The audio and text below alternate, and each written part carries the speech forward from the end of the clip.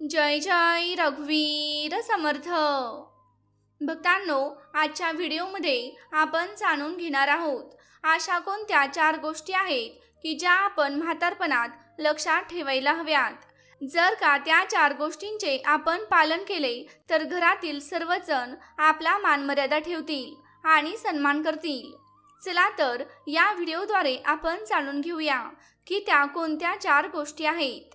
आता म्हातारपणात कोणाच्या भाग्यात मुलांचं सुख नसतं. या 4 गोष्टी आपल्या म्हातारपणात खूप उपयोगी पडतील. ते लक्षपूर्वक ऐका. प्रत्येकाच्या आयुष्यात म्हातारपण नक्कीच येतं. मग तुम्ही श्रीमंत असो किंवा गरीब असो, बुद्धिमान असो किंवा मूर्ख असो, सुंदर असो किंवा कुरूप असो, कमजोर असो किंवा ताकदवान असो, म्हातारपण कधीही दया करत नाही. ही सत्यता आहे आणि हेही सत्य आहे की म्हातारपण जेव्हा येतं तेव्हा नजरेसोबतच बुद्धीही मंद होत जाते. त्यामुळे माणसात चिडचिडेपणा येतो. अशा वेळी घरात वाद होण्याची शक्यता जास्त वाढते. त्या परिस्थितीत सून आणि मुलगा त्यांची काळजी घेणं सोडून देतात.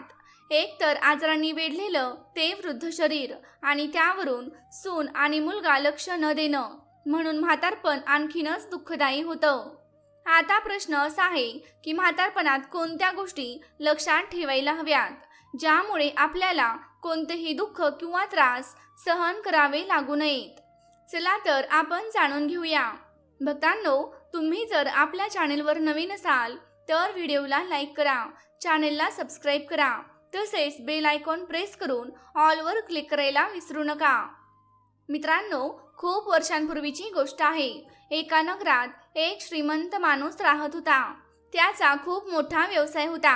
देश विदेशात व्यापार करून त्याने भरपूर पैसा कमावला होता.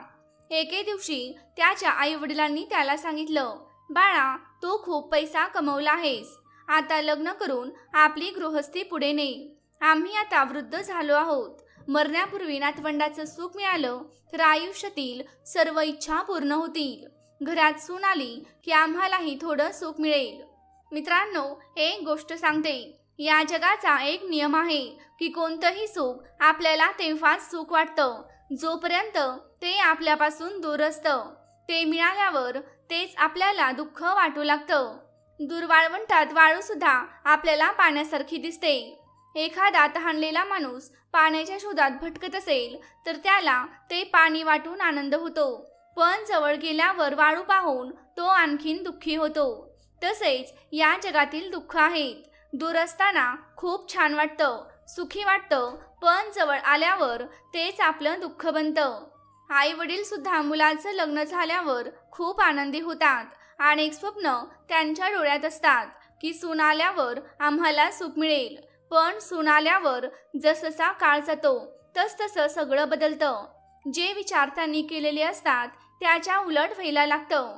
ज्या सून आणि मुलाकडून सुखाची अपेक्षा होती त्यांच्याकडूनच दुःख मिळू लागतं. मग ते आपल्या दुर्दैवाला दोष देऊ लागतात.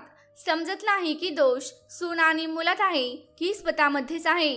जी सासू सून येताना खूप आनंद साजरा करत होती, शेजाऱ्यांमध्ये तिची स्तुती करत होती, तीच सासू 2-4 वर्षांनी त्या सुनेची निंदा करू लागते. असे काय झाले की जे आधी सुख वाटत होतं ते आता दुःख वाटू लागलं आहे.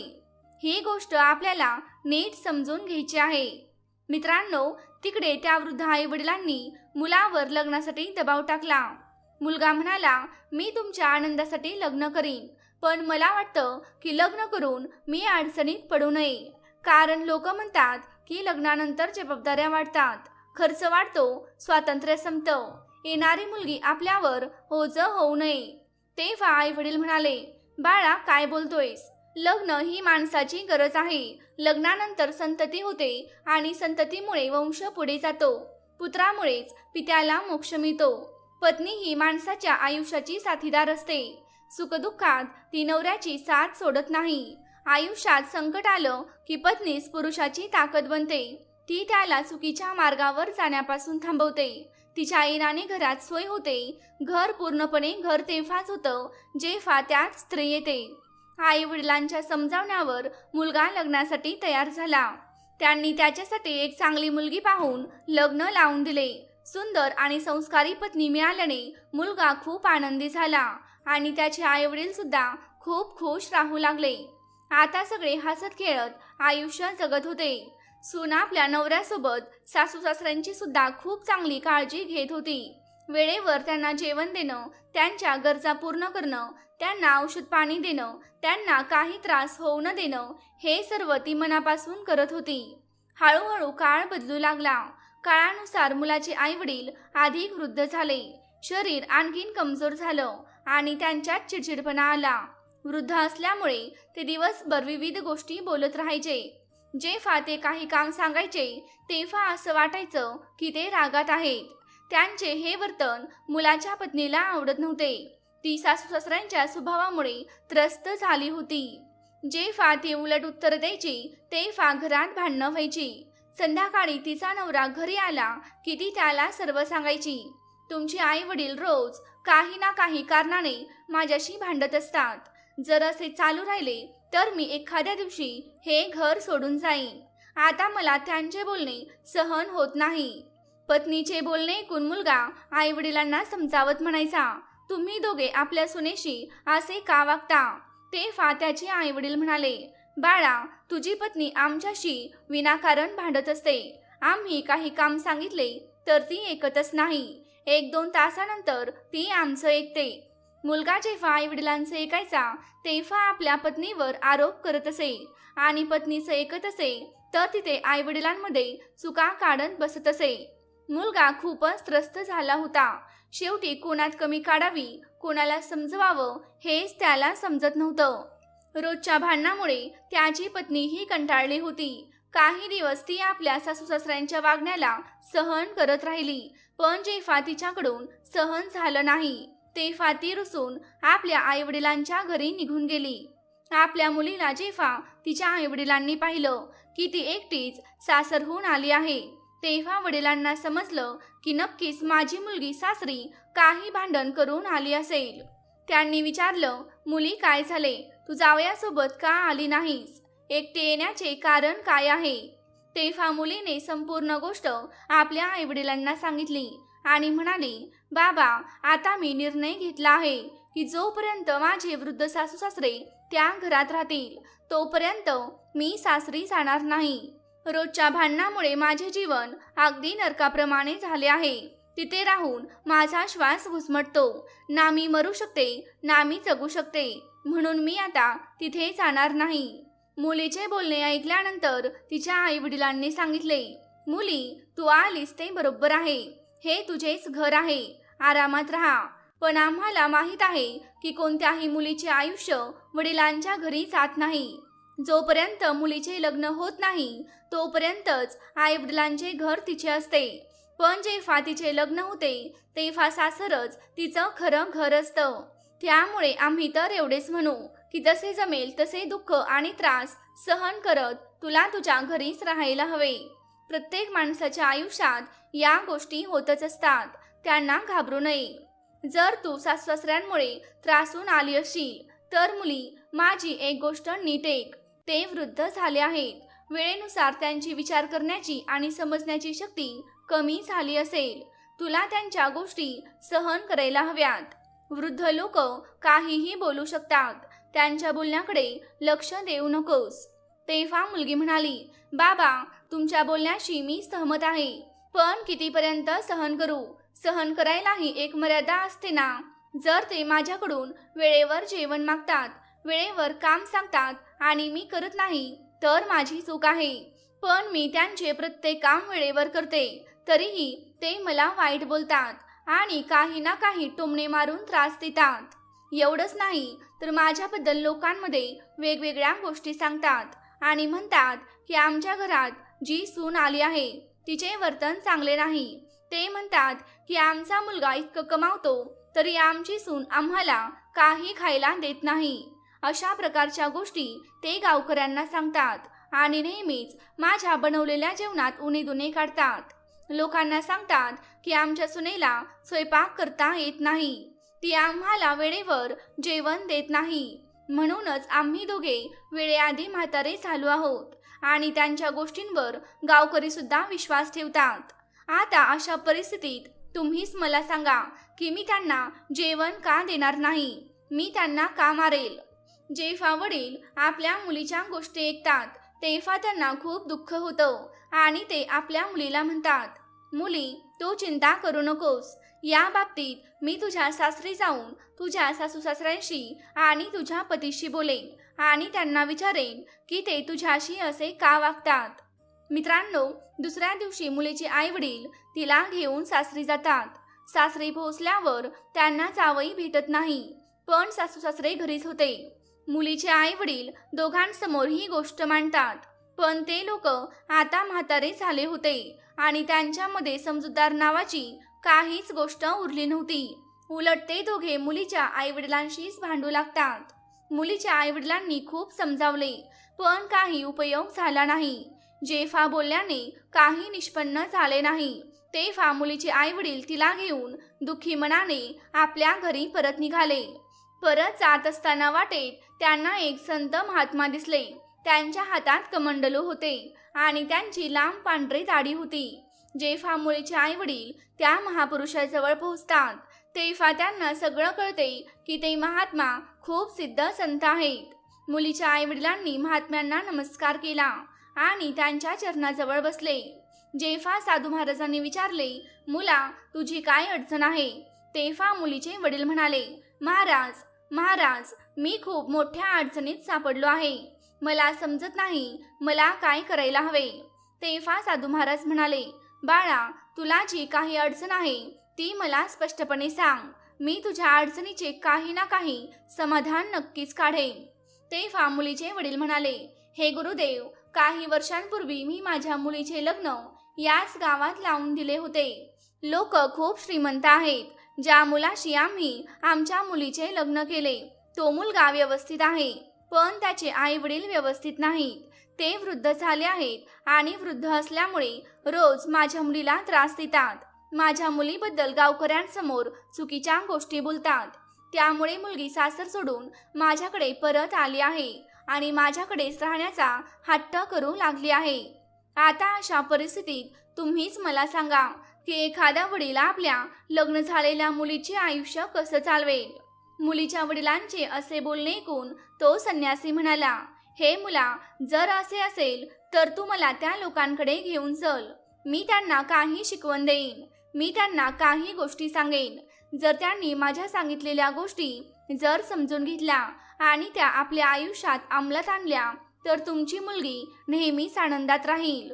ते कधीही तुमच्या मुलीशी भांडणार नाहीत. ते स्वतःही आनंदी राहतील आणि तुमची मुलगी सुद्धा आनंदी राहील. आता तर मुलीच्या आईवडिलांनी त्या महात्म्यांना सोबत घेतले आणि आपल्या मुलीच्या सासरी निघाले. महात्मांनी मुलीच्या आईवडिलांना दारात थांबायला सांगितले आणि स्वतः घरात गेले. घरात मुलीचे सासू सासरे बसलेले होते. तेव्हा मुलीच्या सासऱ्यांनी साधू महाराजांना पाहिले. तेव्हा दोघे उठून उभे राहिले आणि साधू महाराजांना बसण्यासाठी आसन दिले. मग त्या मुलाच्या आईवडिलांनी त्या महात्म्यांना खाण्यापिण्याबद्दल विचारले. साधू महाराजांनी सांगितले, मी तुमच्या घरी मनसोक्त जेवण करेन, पण त्याआधी तुम्हाला माझे एक काम करावे लागेल. संन्यासाची ही गोष्ट ऐकून दोन्ही वृद्ध व्यक्ती म्हणाले, आम्ही तुमच्या सर्व गोष्टी मान्य करायला तयार आहोत, आधी तुम्ही जेवण करा. महात्मा म्हणाले, नाही, आधी तुम्ही माझ्या गोष्टी लक्षपूर्वक ऐका, त्यानंतरच तुम्ही मला तुमच्या घरचे जेवण द्या. मित्रांनो, त्यानंतर साधू महाराज म्हणू लागले, मला ऐकण्यात आले की तुम्ही लोक वृद्ध झाले आहात आणि वृद्ध झाल्यामुळे तुम्हाला लोक त्रास देतात. घरात तुमची सूनही तुम्हाला खूप त्रास देते. साधू महाराजांची ही गोष्ट ऐकून दोघे पती पत्नी म्हणाले, हे गुरुदेव, तुम्ही बरोबर ऐकलं आहे. आम्ही दोघे आता वृद्ध झालो आहोत आणि आमची सून आमची कदर करत नाही. ती नेहमीच आम्हाला त्रास देत असते. तिला माहीत नाही की जसे आज आम्ही वृद्ध झालो आहोत तसेच काही काळानंतर तिच्यावर सुद्धा वृद्धत्व येईल आणि हे सर्व माहीत असून सुद्धा ती आम्हा दोघांना खूप त्रास देते. तेव्हा साधू महाराज म्हणाले, तुम्ही चिंता करू नका, मी तुमच्या सर्व समस्या दूर करीन, पण त्यासाठी तुम्हाला माझ्या काही गोष्टी मान्य कराव्या लागतील. जर तुम्ही या गोष्टी मान्य केल्या आणि त्या तुमच्या जीवनात उतरवल्या तर मग पहा तुमचे दिवस किती आनंदात आणि सुखात जातील. मी तुम्हाला सुखी जीवनासाठी 4 गोष्टी सांगत आहे, ज्यांना तुम्ही आपल्या जीवनात अंगीकारा. कारण त्यामुळे तुम्ही नेहमी आनंदी राहू शकता आणि कधीही तुमची सून किंवा तुमचा मुलगा तुम्हाला त्रास देणार नाही. मित्रांनो, इतकं सांगितल्यानंतर महात्मांनी त्या वृद्धांना उपदेश द्यायला सुरुवात केली. त्यांनी पहिली गोष्ट सांगितली, तुम्हाला नेहमी हे लक्षात ठेवावे लागेल की बोलताना आपल्या शब्दांवर लक्ष द्या, आपल्या वाणीवर लक्ष द्या. कारण तुमच्या वाणीमध्ये इतकी शक्ती आहे की तुम्ही तुमच्या वाणीने कोणाचेही मन जिंकू शकता आणि तुमच्या वाणीने कोणालाही दुखवू शकता. म्हणूनच तुम्हाला तुमच्या वाणीवर लक्ष द्यायला हवे. समजा जर तुम्ही माझ्याशी बोलत आहात आणि माझ्याशी बोलण्याची पद्धत योग्य नाही, तर मी तुमच्यावर रागावून निघून जाईन. मी तुमच्याशी जोडला जाऊ शकणार नाही. मी तुम्हाला हे सांगू इच्छितो की तुम्ही तुमचे शब्द विचारपूर्वक बोला आणि आपल्या वाणीमध्ये गोडवा आणा. कारण विद्वान लोक म्हणतात की ज्याच्या वाणीमध्ये गोडवा नाही ती वाणी विषासारखी असते. जर तुम्हाला वाटत असेल की तुमची वाणी विष उगाळते, तर बोलण्यापेक्षा शांत राहणे चांगले. आणि काही बोलायचे असेल तर आधी विचार करा की मी जे काही बोलतो आहे ते समोरच्या व्यक्तीला कसं वाटेल, त्याला काही नुकसान तर होणार नाही ना. माझ्या या शब्दांमुळे समोरच्याला काय फायदा होईल, हे सर्व विचार करूनच आपले शब्द इतरांसमोर मांडावेत. मला माहीत आहे की मनुष्य जेव्हा वृद्ध होतो तेव्हा शरीरात अनेक प्रकारचे आजार येतात. त्याला वाटते की तो बरोबर बोलतो, पण समोरच्याला त्याचे शब्द नेहमी दुखावतात. म्हणून जेव्हा बोलाल तेव्हा विचार करून बोला. त्या दोन्ही वृद्ध दाम्पत्यांनी साधू महाराजांचे हे बोल ऐकले आणि म्हणाले, ठीक आहे, आजपासून आम्ही तुमच्या या गोष्टींचे पालन करू आणि ज्या गोष्टी बोलू त्या विचारपूर्वक बोलू. तेव्हा साधू महाराज दुसरी गोष्ट सांगतात. दुसरी गोष्ट अशी आहे की आपण काही मागायचे असेल तर योग्य वेळी मागायला हवे. आपल्याला दुसऱ्याच्या वेळेची आणि परिस्थितीची जाणीव ठेवायला हवी. समजा जर तुम्हाला भूक लागली आहे आणि त्यावेळी सून जेवण बनवत आहे, तर त्यावेळी तुम्ही जेवण मागितले तर ती जेवण कुठून देणार? कारण त्यावेळी जेवण तयारच झालेले नसते. आता तुम्ही ओरडत राहिलात तर तिकडे सुनेलाही राग येईल आणि तुम्हालाही वेळेवर जेवण मिळणार नाही. मग दोघांमध्ये भांडणच होतील. म्हणून आपल्याला काही मागताना विचार करायला हवा की आपण ज्यावेळी मागत आहोत त्यावेळी ते उपलब्ध आहे की नाही, किंवा समोरचा आपल्याला ती वस्तू देण्यासाठी तयार आहे की नाही.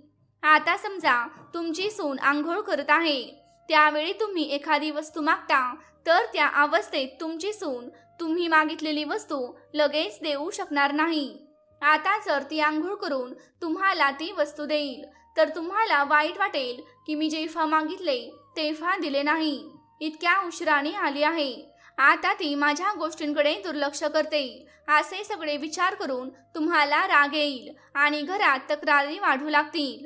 तुम्हाला हे समजून घ्यावं लागेल की म्हातारपणात आणि तरुणपणात फरक असतो. तरुणपणी आपण समर्थ असतो, जी गोष्ट आपल्याला हवी ती आपण स्वतः मिळवू शकतो, पण म्हातारपणी आपण इतरांवर अवलंबून होतो आणि दुसरा माणूस आधी स्वतःचे काम करतो, नंतर तो तुमचे काम ऐकतो. जर कोणी कोणत्या कामात व्यस्त असेल तर त्यानंतरच तो तुम्हाला एखादी वस्तू आणून देईल. त्यामुळे दुसरी गोष्ट म्हणजे तुम्ही नेहमी संयम ठेवायला हवा. अनेकदा असंही होतं की तुमची सून काही कामानिमित्त बाहेर गेली असेल किंवा घरी नसेल. तुम्ही काही वस्तू मागत असाल पण तुमचा आवाज तिच्या कानांपर्यंत पोहोचत नसेल. अशा परिस्थितीत तुमची सून तुम्हाला ती वस्तू देऊ शकणार नाही. कधी कधी तिची तब्येत बिघडलेली असते आणि आजारी असतानाही ती तुमच्या मागणीनुसार लगेच ती वस्तू आणून देऊ शकत नाही. अशा वेळी तुम्ही त्या गोष्टींवर कधीही रागावू नये. आता तुम्ही म्हणाल की तुमची सून तुमचं ऐकतच नाही, ती कसं ऐकेल? आजारी माणूस लगेच कोणतंही काम करू शकत नाही. म्हणून तुम्ही वेळ आणि परिस्थिती समजून घेतली पाहिजे की आपण कधी काय मागतो आहोत आणि ज्याच्याकडे मागतो आहोत तो त्यावेळी देण्याच्या स्थितीत आहे की नाही. मित्रांनो, महात्माजींची दुसरी गोष्ट त्या दाम्पत्याने खूप लक्षपूर्वक ऐकली आणि म्हणाले, महाराज, आजपासून आम्ही ही गोष्टही नेहमी लक्षात ठेवू की आम्ही जेव्हा काही मागू तेव्हा आधी पाहू की आमची सून ती वस्तू देण्याच्या स्थितीत आहे की नाही, तेव्हाच ती वस्तू मागू. तेव्हा साधू महाराज म्हणतात, आता मी तुम्हाला तिसरी गोष्ट सांगतो. अनेकदा जेवणात काही कमी पडते, जेवण तुमच्या मनाप्रमाणे बनत नाही, तेव्हा त्यावेळी जेवण बिघडल्यावर त्यावरून भांडू नये. समजा तुमची सून जेवण बनवत आहे आणि तिचं लक्ष दुसरीकडे गेलं, कारण घरगुती जीवनात खूप कामं असतात. अशा वेळी स्वयंपाक करताना मीठ कमी जास्त होऊ शकतं, मिरची कमी जास्त होऊ शकते, पोळी चढूही शकते आणि तिने ते जेवण तुमच्या समोर वाढले. तुम्ही ते जेवण चाखलं आणि ते चाखताच तुम्ही चेहरा वाकडा करू लागलात आणि म्हणालात की जेवणात काही चव नाही, विविध प्रकारचे दोष काढू लागलात.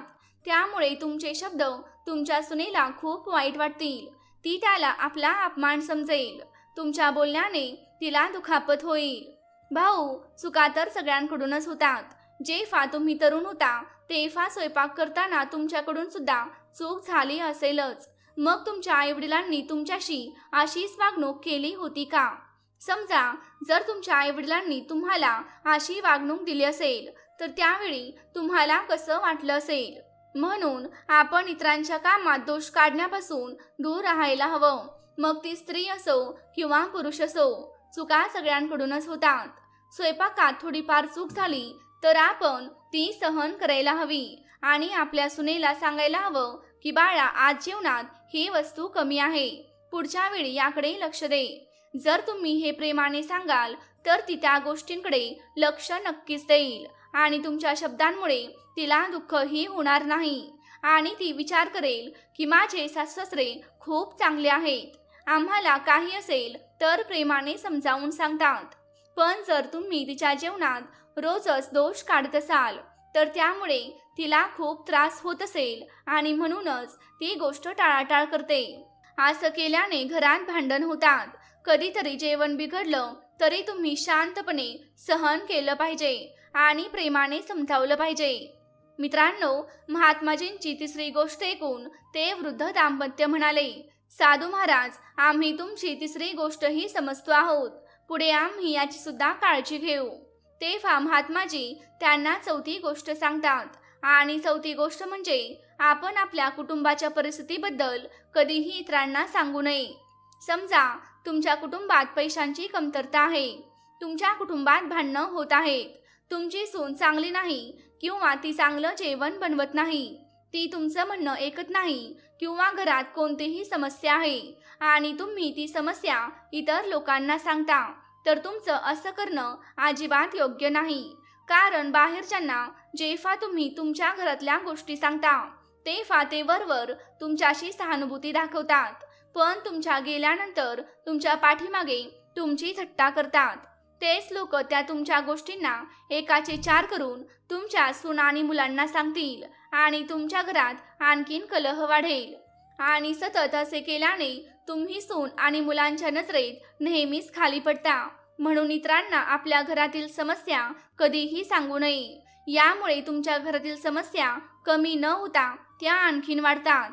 तुमचा मुलगा समाजात जाण्यायोग्य राहणार नाही. जर तो कुठे समाजात उभा राहिला, एखाद्या पंचायतमध्ये उभा राहिला, आपली काही गोष्ट मांडली तर ते उपस्थित लोक त्याच्या तोंडावरच सांगतील की तुमची सून तुमच्या आईवडिलांशी असे वागते, तसे वागते आणि तुम्ही इथे आम्हाला उपदेश द्यायला आला आहात. म्हणून तिथे तुमच्या मुलाचा सन्मान होणार नाही. ते लोक तुमच्या मुलाला चांगलं वाईट बोलतील की म्हातारपणी तुम्ही तुमच्या आईवडिलांना त्रास देता. आधी तुमच्या घरातील समस्या सोडवा. म्हणून नेहमी लक्षात ठेवा, आपल्या घरातील गोष्ट कधीही बाहेरच्यांना सांगू नये. अनेकदा तुमच्या घरातील भांडण जेव्हा इतरांच्या कानावर जातं तेव्हा बाहेरचे लोक या संधीचा फायदा घेऊन तुम्हाला नुकसान पोहोचवतात. मित्रांनो, महात्मांची चौथी गोष्ट ते दोन्ही वृद्ध नीट समजून गेले होते. ते म्हणाले, महाराज, आजपासून आम्ही तुमच्या या गोष्टीचाही आपल्या जीवनात उत्तम प्रकारे पालन करू. आमच्याकडून मोठी चूक झाली. आम्ही आमच्या घराबद्दल, आमच्या पैशांबद्दल, आमच्या सून मुलांबद्दल या गोष्टी शेजारपाजारात सांगत होतो. आमच्याकडून चूक झाली, आम्ही बरोबर केले नाही अनेकदा आम्ही रागात आमच्या गावात ही गोष्ट सांगितली की आमची सून चांगली नाही, आमच्या घरची परिस्थिती चांगली नाही, आम्हाला कधी वेळेवर अन्न पाणी मिळत नाही. या गोष्टी आम्ही संपूर्ण गावात पसरवल्या. तेव्हा महात्मा म्हणाले, तुमच्या ह्याच गोष्टी तुमच्या दुःखाचे कारण आहेत. जर तुम्ही घरच्या गोष्टी संपूर्ण गावात पसरवल्या तर एक ना एक दिवस तुमच्यावर अशी परिस्थिती येईल ज्यामुळे तुम्हाला दुःखी राहावं लागेल. म्हणून माझं ऐका, आजपासून घरातील गोष्टी इतरांसमोर कधीही शेअर करू नका आणि जे मी सांगितलेल्या गोष्टी आहेत त्या तुम्ही तुमच्या जीवनात अवश्य पाळा. या तुमच्या म्हातारपणी खूप उपयोगी पडतील. जो माणूस या 4 गोष्टी आपल्या जीवनात स्वीकारतो त्याच्या जीवनात कधीही दुःख त्रास येत नाही आणि तो नेहमी आनंदी आणि सुखी राहतो. त्याच्या घरात सदैव सुख आणि शांती राहते. त्याची सून आणि मुलगा म्हातारपणी आपल्या सासूसासऱ्यांची खूप काळजी घेतात, त्यांचा सन्मान करतात आणि त्यांच्या सुखदुःखाची काळजी घेतात. मित्रांनो, अशा प्रकारे साधू महाराजांनी त्या दोघांना 4 गोष्टी सांगितल्या. ते दोघे म्हणाले, महाराज, तुमच्या या 4ही गोष्टी आम्ही नीट लक्षात ठेवू आणि त्यांचे पालन करू. आता आपण भोजन करा. साधू महाराज म्हणाले, अजून माझं बोलणं संपलेलं नाही. माझं बोलणं तेव्हा संपेल जेव्हा तुमची सून आणि तुमचा मुलगा माझ्या समोर असतील, कारण त्यांनाही मला काही शिकवायचं आहे. काही गोष्टी मला त्यांनाही सांगायच्या आहेत, कारण टाळी एका हाताने कधीच वाजत नाही. तुमच्या मुलाला आणि सुनेला बोलवा, त्यानंतरच आपण जेवण करू.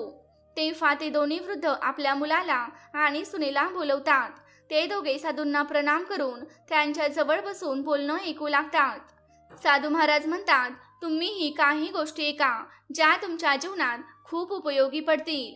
असं म्हणून साधू महाराज त्या दोघा पती पत्नीला समजावत म्हणतात, बाळांनो, नेहमी लक्षात ठेवा, कोणताही माणूस तरुण असतो तेव्हा त्याच्यामध्ये विविध प्रकारच्या शक्ती असतात.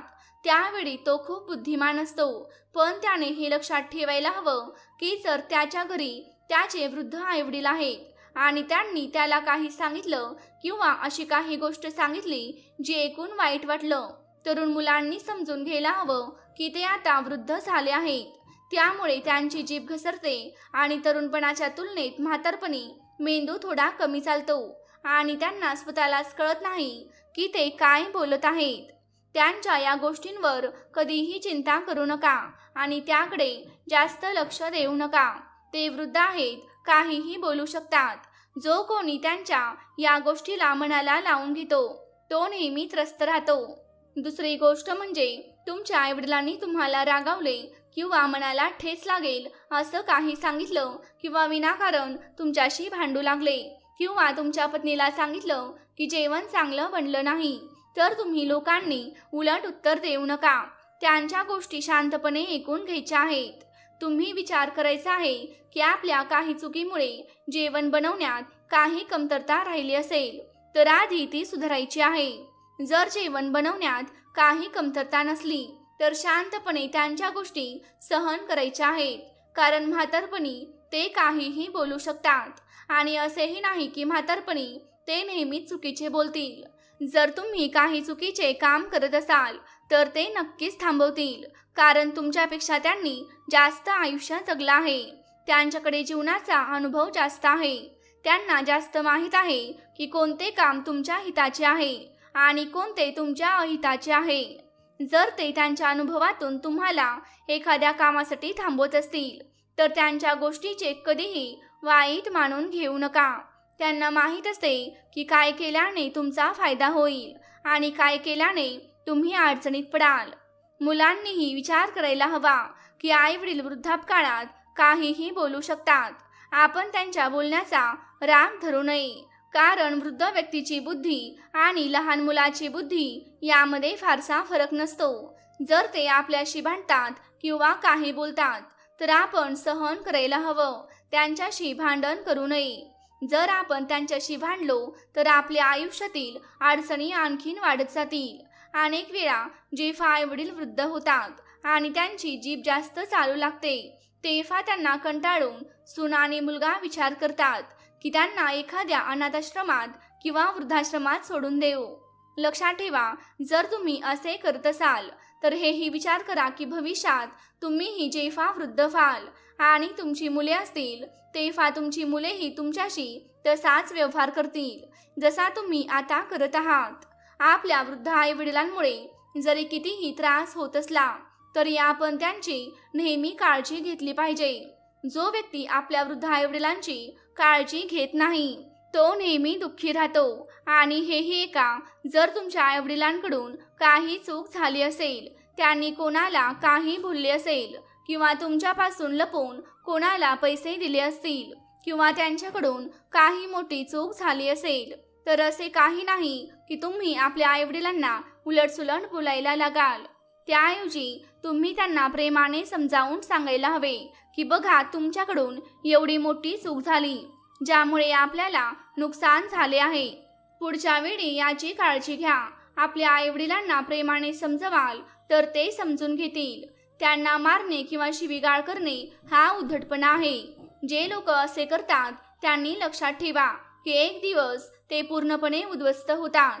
सुनांनी हे विचार करायला हवं की कधी कधी सासू सासरे छोट्या मोठ्या गोष्टी बोलतात पण घरातील स्त्रिया छोट्याशा गोष्टीला वाढवून आपल्या नवऱ्याला सांगतात, रडायला लागतात आणि माहेरही त्याच गोष्टी वाढवून आपल्या आईवडिलांना भडकवत असतात ज्यामुळे अफवा पसरते आणि ती छोटी गोष्ट मोठ्या समस्येचं रूप घेते. प्रत्येक सुनेने हे लक्षात ठेवलं पाहिजे की तिने आपल्या सासरच्या गोष्टी माहेरी तेव्हा सांगाव्यात जेव्हा त्या खूप गंभीर असतील. एवढं सांगून साधू महाराज तिथून निघणार होते पण पती पत्नी जे आता वृद्ध झाले होते त्यांनी सांगितलं, साधू महाराज तुम्हाला ते वचन आठवतं ना जे तुम्ही येताना दिलं होतं. साधू महाराज म्हणाले, तुम्ही माझ्यासमोर हे ठरवा की आजपासून तुम्ही तुमच्या सून आणि मुलाला कधी त्रास देणार नाही. मुलीच्या सासू-सासऱ्यांनी सांगितलं, महाराज आम्ही तुम्हाला वचन देतो, आम्ही तुमच्या बोलण्याचं पालन करू. मित्रांनो, त्यानंतर साधू महाराजांनी मुलगा आणि सुनेकडूनही वचन घेतलं की आजपासून तेही आपल्या बाजूने वृद्ध आईवडिलांना कोणताही त्रास देणार नाहीत. हे वचन घेतल्यानंतर साधू महाराज म्हणाले, आधी तुम्ही तुमच्या वचनाचं पालन करा. जेव्हा तुमच्या घरात सुखशांती येईल तेव्हा आम्ही तुमच्या घरी भोजन करू. असं सांगून ते सिद्ध महात्मा उभे राहिले आणि आपल्या कुटीत निघून गेले. मुलीचे आईवडील त्यांच्या संमतीने परवानगी घेऊन आपल्या घरी परत गेले. जेव्हा मुलीच्या सासू सासऱ्यांनी साधूंनी सांगितलेल्या गोष्टी आपल्या जीवनात अंगीकारल्या तेव्हा त्यांच्या घरात सुखशांती नांदू लागली. पूर्वी ज्या सुनेचा चेहरा पाहताच त्यांना चीड येत होती, आता तीच सून त्यांना संस्कारी सून वाटू लागली. सूनही आता आपल्या सासू सासऱ्यांची चांगली सेवा करू लागली, त्यांची काळजी घेऊ लागली. ती असा व्यवहार करू लागली जणू ते तिचे सासू सासरे नसून तिचे स्वतःचे आईवडील आहेत.